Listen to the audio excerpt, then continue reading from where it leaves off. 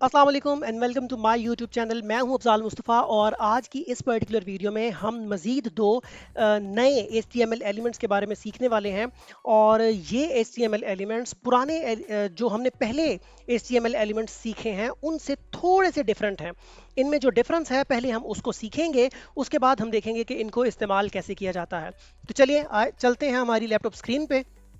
और laptop screen पे जाने के बाद हम अपनी उसी फाइल को ओपन कर लेते हैं जो हमने लास्ट टाइम जिस पे काम किया था। मैं इस सारी एंट्रीज को यहाँ से सिलेक्ट करता हूँ और डिलीट कर देता हूँ। वापस चलते हैं हमारे ब्राउज़र पे जो कि एम्प्टी हो चुका है। अच्छा, अब वो जो दो एलिमेंट्स जिनके बारे में आज हमने बात करनी है वो दो एलिमेंट्स कौन से हैं। उनमें से पहला एलिमेंट है एब्रीविएशन, और जिसका जो कोड है वो हम लिखते हैं ABBR की फॉर्म में। और जो दूसरा एलिमेंट है वो है एंकर, और उसे हम लिखते हैं इस तरह से। अब ये दो एलिमेंट्स आज हम जो सीखने जा रहे हैं ये किस एतबार से बकिया तमाम एलिमेंट्स से मुख्तलिफ हैं उसको मैं चाहूँगा कि आप गौर से सुनें, क्योंकि ये हर तरह के एलिमेंट्स हम यूज़ करते हैं, लेकिन ये इनमें जो एंकर एलिमेंट है ये हमारी वेबसाइट की वेब डेवलपमेंट की जर्नी में बहुत ज़्यादा इस्तेमाल होता है। और वो अभी आप कुछ देर में देखेंगे तो आपको यकीन भी आ जाएगा कि जी हाँ, ये जो एंकर एलिमेंट है इसे हम बहुत ज़्यादा इस्तेमाल करेंगे। अच्छा, हम देखते हैं कि इसमें डिफरेंस क्या है। डिफरेंस ये है कि आम तौर पर होता ये है कि हमारा कोई भी एलिमेंट जो है वो एक ओपनिंग टैग, फिर उसकी बॉडी और फिर उसके क्लोजिंग टैग पर मुश्तमिल होता है, इस तरह से। लेकिन कुछ एलिमेंट्स जैसे कि एब्रीवेशन और एंकर टैग, ये एलिमेंट्स जो हैं ये उन एलिमेंट्स में से एक है जो कि अपनी प्रॉपर फंक्शनिंग के लिए कुछ एक्स्ट्रा इंफॉर्मेशन एक्वायर करते हैं। इनकी रिक्वायरमेंट्स हैं कि इनको कुछ extra pieces of information provide की जाए, तब ही ये प्रॉपर काम करेंगे। और वो इंफॉर्मेशन क्या है, वो उस इंफॉर्मेशन को हम नाम देते हैं एट्रीब्यूट्स का। एट्रीब्यूट्स हम किसी भी एलिमेंट के ओपनिंग टैग के अंदर यूज करते हैं। मिसाल के तौर पे फर्ज कीजिए ये हमारे एलिमेंट का ओपनिंग टैग है, तो मैं इस ओपनिंग टैग में जाऊंगा और इसकी इस जगह पर स्पेस दूंगा और स्पेस देके यहां पर उसका एट्रीब्यूट जो है वो मेंशन करूंगा। मैं जब तक इस एट्रीब्यूट को यहां पर मेंशन नहीं करूंगा तब तक हमारा ये जो टैग है या ये जो एलिमेंट है ये प्रॉपर फंक्शनिंग नहीं करेगा। चले आए देखते हैं इसकी एक एग्जांपल कि क्या ऐसा है। ले जी, मैं यहाँ पर सबसे पहले बॉयलर प्लेट कोड एंटर करता हूँ। कोड एंटर करने के बाद मैं इन मेटा टैग्स को यहाँ से रिमूव कर दूंगा। रिमूव करने के बाद ये जो लैंग्वेज एट्रीब्यूट है मैं इसे भी यहाँ से रिमूव करूँगा। और उसके बाद हमारा ये जो बॉडी टैग है इसके अंदर मैं एक पैराग्राफ लूँगा पी टैग से, उसमें स्पेस दूंगा और यहाँ पर मैं लॉरम यूं कह लें कि 50 लॉरम 50 मतलब 50 वर्ड्स पर मुश्तमिल एक डमी कंटेंट जो है वो यहाँ पर ऐड कर दूंगा। मैं चलता हूँ अपने ब्राउज़र पे, इसे जाके एक दफ़ा रिफ्रेश करता हूँ तो ले जी हमारे पास 50 वर्ड्स का एक जो पैराग्राफ है वो आ चुका है। अब फ़र्ज़ कीजिए कि मैं ये चाहता हूँ, मैं इसको थोड़ा सा ज़रा इनलार्ज कर लूँ आपके लिए ताकि आप आसानी से देख सकें इसे। अब फ़र्ज़ करें मैं ये चाहता हूँ कि इस टैग के अंदर सबसे पहले हम एक लफ्ज़ ऐड कर देते हैं HTML। मैंने यहाँ पर HTML का एक वर्ड ऐड कर दिया। अच्छा, अब मैं ये चाहता हूँ कि जब भी कोई यूज़र मेरी वेबसाइट पर आए तो वो इस HTML के मुतल्लिक पढ़े तो शायद उसके माइंड में ये क्वेश्चन आए कि ये HTML क्या चीज़ है, उसे ना पता हो कि ये HTML क्या है, इसकी फुल फॉर्म क्या है। तो वो क्या करेगा, मैं ये चाहता हूं कि उसको इसकी फुल फॉर्म यहाँ पर बताई जाए, लिखी ना जाए, यहाँ पर लिखी हुई नज़र ना आए, लेकिन जब वो पढ़ना चाहे तब उसको वो मिल जाए। तो उसके लिए हम क्या करते हैं, उसके लिए हम बेसिकली एब्रीवेशन का टैग यूज़ करते हैं। और एब्रीवेशन का टैग यूज़ करने के लिए मैं क्या करूँगा, मैं यहाँ पर लिखूँगा ABBR और ये लिख के जैसे ही मैं एंटर करूँगा तो ये देखें हमारे सामने इसका एब्रीवेशन का ओपनिंग टैग और क्लोजिंग टैग बन चुका है। मैं इसके क्लोजिंग टैग को यहाँ से कॉपी करता हूँ, कट करता हूँ और यहाँ पर लाके पेस्ट कर देता हूँ। अब देखें मैंने बाकी तमाम टैग्स भी ऐसे ही हम यूज़ करते थे कि ओपनिंग टैग को और क्लोजिंग टैग को लिख के दरमियान में हम जो भी वर्ड एंटर करते थे, जो भी इंफॉर्मेशन पुट करते थे, ये टैग उस इंफॉर्मेशन के ऊपर अप्लाई हो जाता था। जैसे हमने बोल्ड करना था तो मैं लिखूंगा बी और यहाँ पर क्लोजिंग बी और दरमियान में HTML जो है ये बोल्ड हो जाएगा। लेकिन अगर मैं इसको यहाँ पर अभी जाके देखूं, पेज को रिफ्रेश करता हूं, तो देखें यहाँ पर इस HTML के अंदर कोई किसी किस्म की तब्दीली वाकया नहीं हुई। उसकी रीज़न क्या है? उसकी रीज़न ये है कि हमने जो टैग यूज़ किया है उसे प्रॉपर फंक्शनिंग करने के लिए कुछ एक्स्ट्रा पीसीज ऑफ इंफॉर्मेशन की ज़रूरत पड़ती है। वो एक्स्ट्रा पीसीज ऑफ इंफॉर्मेशन चूंकि हमने उसको प्रोवाइड नहीं की, इसलिए वो टैग जो है वो काम नहीं कर रहा। जब वो काम नहीं कर रहा तो अब हमें करना क्या है, वो इंफॉर्मेशन इसको प्रोवाइड करनी है और वो इंफॉर्मेशन एट्रीब्यूट्स की फॉर्म में हम देते हैं। और एट्रीब्यूट्स जो हैं उसे हम हमेशा किसी भी एलिमेंट के ओपनिंग टैग में इंसर्ट करते हैं। मतलब एट्रीब्यूट्स को कहाँ लिखा जाता है? किसी भी टैग के ओपनिंग एलिमेंट के अंदर, किसी भी टैग के, किसी भी एलिमेंट के ओपनिंग टैग में। तो ये हमारी एब्रीविएशन का चूंकि ओपनिंग टैग है तो इसके अंदर हम उस इंफॉर्मेशन को इंसर्ट करेंगे। और किस तरह से करेंगे चले आए वो भी देखते हैं। अब इसका जो यूँ कह लें कि जो एट्रीब्यूट है वो है टाइटल की फॉर्म में। मैं यहाँ लिखूंगा TITLE टाइटल। टाइटल लिख के मैं जैसे ही एंटर करूंगा तो देखिए यहाँ पर टाइटल इक्वल टू और साथ में कोटेशन मार्क्स खुद ब खुद ऐड हो गए हैं। अगर ये ऐड ना हो तो आपने क्या करना है, आपने लिखना है TITLE इक्वल्स टू और डबल कोटेशन मार्क्स। ये कोटेशन मार्क्स ऐड करने हैं और ऐड करने के बाद अब इन कोटेशन मार्क्स के अंदर आप जो भी लिखेंगे वो फुल फॉर्म बन जाएगी इस HTML की। तो HTML की फुल फॉर्म क्या है? Hypertext markup language.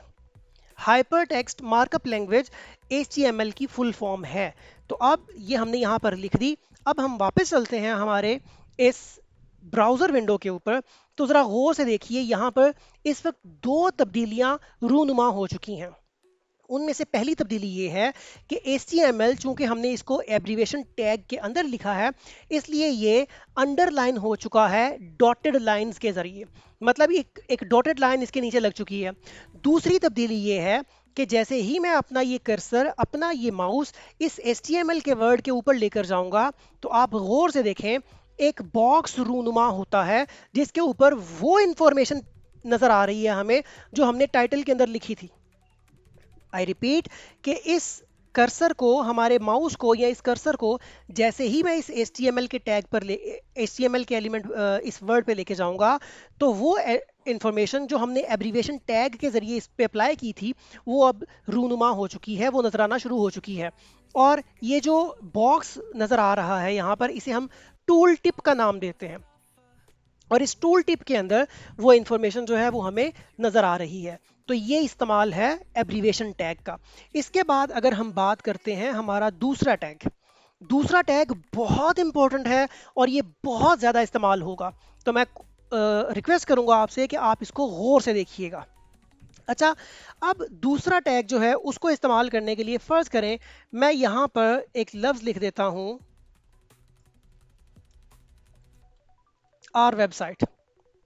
और इस आर वेबसाइट के अंदर मैं यहाँ पे एक और वेबसाइट ओपन करता हूँ, उसको मैं नाम गूगल, ले जी गूगल की वेबसाइट ओपन हो गई। इसको मैं ओपन कर लेता हूँ यहाँ से google.co.uk। हमें google.com चाहिए। अच्छा जी, अब हुआ ये, मैं ये चाहता हूँ कि जैसे ही ये जो लफ्ज़ वेबसाइट लिखा है ये वेबसाइट के लफ्ज़ पे अगर कोई आए तो अभी देखें ये क्लिकेबल नहीं है, अभी ये क्लिकेबल नहीं है, मैं इसको क्लिक नहीं कर सकता। मतलब अगर मैं इसको क्लिक करूंगा तो कोई भी रिजल्ट नहीं आएगा। लेकिन मैं ये चाहता हूं कि जब मैं इस पर क्लिक करूं, पहली बात तो ये कि ये क्लिकेबल बन जाए, दूसरी बात ये कि जब इस पर क्लिक हो तो ये वेबसाइट ओपन हो जाए। आई रिपीट, मैं ये चाहता हूं कि जब मैं इस वर्ड पे, सबसे पहले तो मैं इस वर्ड को क्लिकेबल बनाऊं, दूसरा जब मैं इस पे क्लिक करूं तो ये वेबसाइट ओपन हो जाए। उसके लिए हम यूज करते हैं एंकर टैग। एंकर टैग क्या है और कैसे यूज करते हैं? अच्छा, अब फर्ज करें ये वेबसाइट का लफ्ज़ है यहाँ पर, तो मैं क्या करता हूँ, मैं इससे पहले आके एंकर टैग अप्लाई करता हूँ ए और एंटर कर दिया मैंने, बल्कि मैं एंटर ऐसे नहीं करूँगा, मैं इस तरह से लिखता हूँ। अच्छा, तो ये इसका एंकर टैग का ओपनिंग टैग, अपने एंकर एलिमेंट का ओपनिंग टैग, और ये इसका क्लोजिंग टैग। मैं इस क्लोजिंग टैग को यहाँ से कट करता हूँ और वेबसाइट के बाद जाके यहाँ पर पेस्ट कर देता हूँ। तो अब मैं वापस जाता हूँ अपनी वेबसाइट पे, अपने ब्राउज़र पे, और देखता हूँ क्या कोई तब्दीली आई, क्या कोई फ़र्क पड़ा। नहीं, कोई फ़र्क नहीं पड़ा। तो अगेन इस बात से ये बात साबित हुई कि हमने अभी जो बात सीखी थी कि कुछ एलिमेंट्स ऐसे होते हैं जो इट सेल्फ काम नहीं करते, उन्हें फंक्शनल बनाने के लिए हमें एट्रीब्यूट्स प्रोवाइड करना पड़ते हैं उनको, मतलब कुछ एक्स्ट्रा इन्फॉर्मेशन प्रोवाइड करनी पड़ती है। तो एंकर टैग को जो एक्स्ट्रा इन्फॉर्मेशन प्रोवाइड करनी पड़ती है हमें, वो बेसिकली href की फॉर्म में होती है। और अभी मैंने बताया था कि जो एक्स्ट्रा इन्फॉर्मेशन या एट्रीब्यूट्स हैं वो हमेशा ओपनिंग टैग के अंदर अप्लाई करते हैं। तो मैं एंकर टैग के ओपनिंग टैग में जाता हूँ, यहाँ जाके यहाँ मैं लिखूंगा href लिख के जैसे ही मैं एंटर करूंगा तो हमारे पास इक्वल टू और double quotation mark automatically add हो जाएगा। अगर नहीं होगा तो आप इसको मैन्युअली भी ऐड कर सकते हैं। अब ये जो href है बेसिकली ये हाइपर टेक्स्ट रेफरेंस को शो करता है। हाइपर टेक्स्ट रेफरेंस क्या होता है कि फर्ज करें इसके डबल कोटेशन के अंदर जाके मैं वो लिंक कॉपी कर लेता हूं जो मैं इसके क्लिक होने पे ओपन करवाना चाहता हूं। मैंने इसको कॉपी किया, यहाँ से कॉपी, वापस गया अपने एंकर टैग में, अपने विजुअल स्टूडियो कोड में, और यहाँ जाके मैंने उसके जो लिंक था उसे मैंने यहाँ पर पेस्ट कर दिया। अब देखें मैंने href के अंदर ये लिंक पेस्ट कर दिया। अब जब मैं जाऊंगा वापस अपनी वेबसाइट पर, इस ब्राउज़र पर, तो देखें यहाँ पर तब्दीली आ चुकी है। और तब्दीली क्या आई है कि ये जो वर्डप्रेस, ये जो वेबसाइट का लफ्ज़ था, ये एक तो ब्लू हो गया, अंडरलाइन हो गया, और अगर मैं अपना माउस इसके ऊपर लेकर जाऊं तो ये कन्वर्ट हो रहा है किसके अंदर, पॉइंटर के अंदर। पॉइंटर मतलब एक हाथ बना हुआ आ रहा है इसके ऊपर। मैं इस पे मैं इसके ऊपर जैसे ही कर्सर लेके जाता हूं और ये निशानी है इस बात की कि अब ये क्लिकेबल है। अब अगर मैं इस पे क्लिक करूंगा तो क्या होगा, जैसे ही मैंने क्लिक किया अब देखें वो पेज ओपन हो गया जिसका लिंक हमने इसके हाइपरटेक्स्ट या href के अंदर पेस्ट किया था। तो इससे साबित ये होता है कि हम जब भी एंकर टैग, एब्रीवेशन टैग या इससे रिलेटेड कोई भी ऐसा टैग जो एट्रीब्यूट्स के साथ चलता है, जब तक उसे उसके एट्रीब्यूट्स नहीं देंगे तब तक वो प्रॉपर फंक्शनिंग नहीं करेंगे। दूसरी चीज़ कि हर इस तरह के टैग्स हैं उनके जो एट्रीब्यूट्स हैं वो डिफरेंट हुआ करते हैं। जैसे एब्रीवेशन का जो एट्रीब्यूट था, एक एट्रीब्यूट था टाइटल, हम एक से ज़्यादा एट्रीब्यूट्स भी दे सकते हैं। और ये जो एंकर टैग है इसका एट्रीब्यूट है href, और उसके अंदर उसकी जो वैल्यू है वो किस तरह से इंसर्ट की जाएगी वो भी आपने देख लिया। तो अब आप ज़रा गौर करें कि हर वेबसाइट के ऊपर बेशुमार ऐसे लिंक्स अवेलेबल होते हैं बटन्स की फॉर्म में या टेक्स्ट की फॉर्म में, जहां पर हम जब क्लिक करते हैं तो एक नई चीज़ ओपन हो जाती है। वो तमाम इस तरह की तमाम वो चीज़ें जिनको क्लिक करें तो एक नया पेज या एक नया पॉपअप या एक नई विंडो ओपन हो जाए, वो बेसिकली उनके बैकएंड पे एंकर टैग ही अप्लाई किया जाता है। तो यहाँ से आपको अश्योरिटी हुई होगी इस बात की कि वाकई ही एंकर टैग बहुत ज़्यादा इस्तेमाल होता है वेबसाइट्स के अंदर। तो मैं उम्मीद करता हूँ कि आज के ये दो टैग्स आपको समझ आए होंगे, आपने इस वीडियो से कुछ ना कुछ सीखा होगा, और अगर सीखा है तो हमें नीचे कमेंट्स में बताइए। और अगर आप किसी प्रॉब्लम का, किसी कन्फ्यूजन का शिकार हैं तो वो भी हमारे साथ शेयर कर सकते हैं आप हमारे नीचे कमेंट सेक्शन में। और आज की वीडियो से सिर्फ इतना ही, अगली वीडियो तक के लिए इजाज़त दीजिए। अल्लाह हाफिज़। Mustafa, awaken your power. Learn the craft. This is your hour.